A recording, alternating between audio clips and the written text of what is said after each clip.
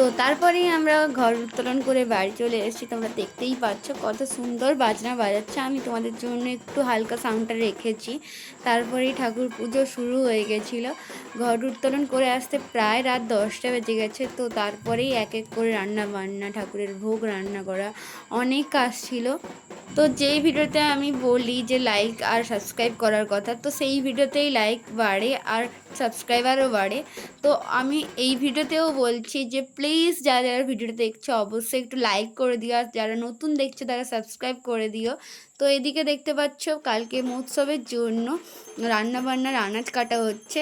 তারপর দাদা এখানে পুজোতে বসে গেছে।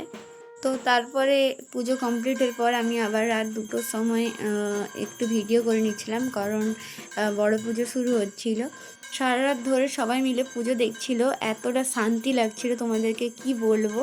তো তোমাদেরকে আরেকটা কথা জানিয়ে রাখি যে আমার 100 সাবস্ক্রাইবার কমপ্লিট হওয়ার পর যে আমি সেলিব্রেশন করেছিলাম, সেই ভিডিওতে আমি ICC T20-র খেলা কিছুটা অ্যাড করেছিলাম, কারণ সেদিনকে ফাইনাল ম্যাচ ছিল। তো দেখছিলাম বলেই তোমাদের সাথে শেয়ার করেছিলাম, তাই জন্য ICC T20 থেকে আমার সেই ব্লক করে দিয়েছে, যার জন্য কারোকে ভিডিওটা দেখাচ্ছে না বা কারোর কাছেই ভিডিওটা পৌঁছাচ্ছে না, নতুন কারোর কাছে। তো প্লিজ সবাইকে একটাই রিকোয়েস্ট করবো যে প্লিজ আমাকে একটু সাবস্ক্রাইব করে দিও, যাতে নেক্সট টাইম আমি 500 সাবস্ক্রাইবার কমপ্লিট হওয়ার পর আমি সেলিব্রেশন করতে পারি আর তোমাদের সাথে শেয়ার করতে পারি। তো তারপরে সকাল 7টার সময় পুজো কমপ্লিট হয়ে ঘট ভাসানো শেষ হয়ে যায়। তো কালী মূর্তিও সেদিনকেই ভাসানো হয়ে যায়। তো আজকের জন্য বাই, দেখা হচ্ছে নেক্সট।